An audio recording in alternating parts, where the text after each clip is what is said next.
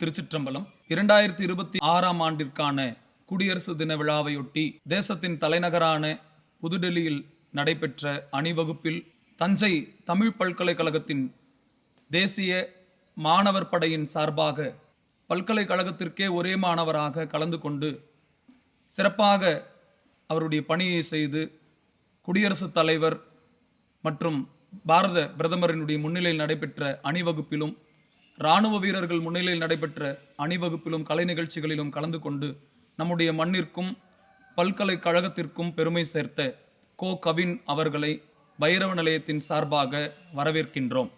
அவருடைய பெற்றோர்கள் நம்முடைய பைரவ நிலையத்தின் மணியக்காரர் கோவிந்தராஜ் ஐயா அவர்கள் மற்றும் அவர்களுடைய துணைவியார் அம்சவேணி அம்மா அவர்களையும் மேடைக்கு அழைக்கின்றோம்.